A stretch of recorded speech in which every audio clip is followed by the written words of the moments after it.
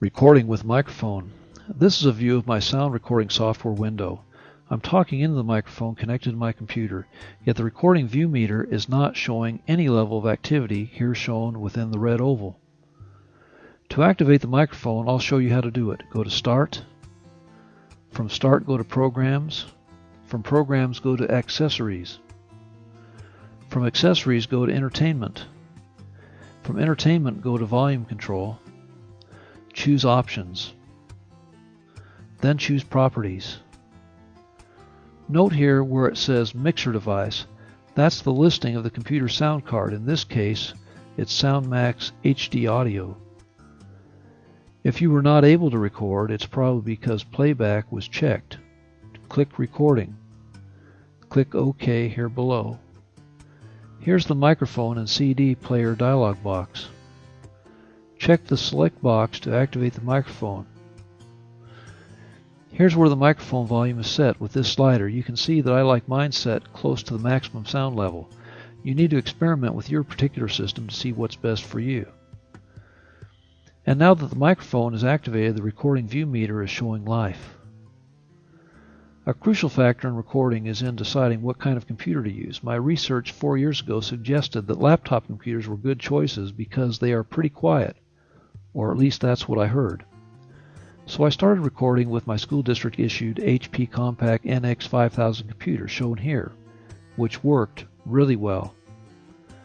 Then when my NX 5000 became inoperable, I switched to another school district issued HP Compact NX 7400 computer pictured here. And finally, when I went to my new school, I eventually got this computer, the IBM ThinkPad Z61M, which I'm using even now, creating this presentation. Every newer laptop model I have worked on did better than the previous one. I did use two desktop computers, one an HP 5750. Its sound card was too noisy, a lot of static in the sound recording that I couldn't get rid of.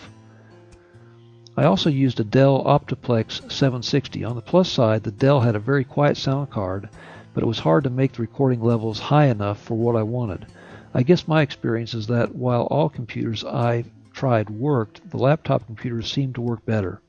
One issue is the size of the computer's hard drive. The smaller the hard drive, the more often you'll have to offload files to maintain sufficient working space on your hard drive. I'm recording this video like I do for all my videos with a separate microphone plugged into my laptop computer. However, for this section alone, do you notice something different? The sound is not as clear, it's a little muddier. That's because for these 30 seconds or so, I'm using the laptop computer's built-in microphone.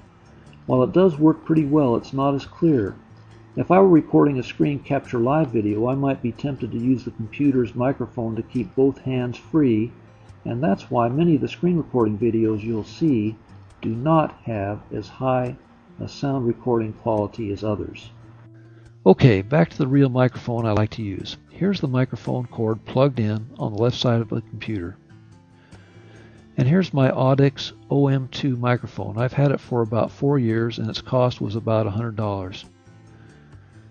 When playing back my music recordings, there were pops on some of the hard consonant sounds like the B's and the P's.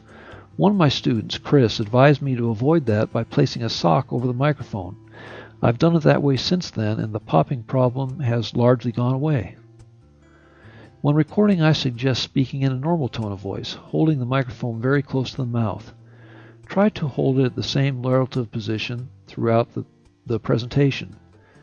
Try to speak with some inflection in the voice. Doing so will help make presentations less monotonous and hence more interesting to the viewers and listeners.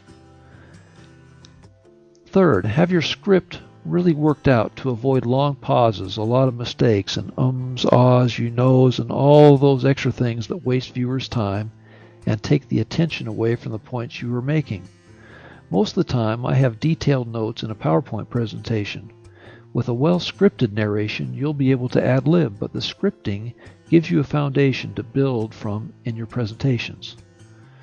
And here's how I get there to have my scripts in Notes in PowerPoint 2003. I go to View, then down to the Notes page option. The Notes section below the slide in the Notes view is pictured here. This is what I see to be able to read my script. You can, in this view, advance through your presentation one right-click, one slide at a time, while holding the microphone in the other hand. As a narrator, using short pauses for emphasis can be helpful, and you will need to figure out the right kind of pausing and emphasis that will make your presentations more effective. Determine a style that works for you. You, your listeners, and viewers will become more comfortable as they get used to what will be a signature, distinctive style that only you will be able to deliver. This has been Recording with a Microphone. Thanks for viewing.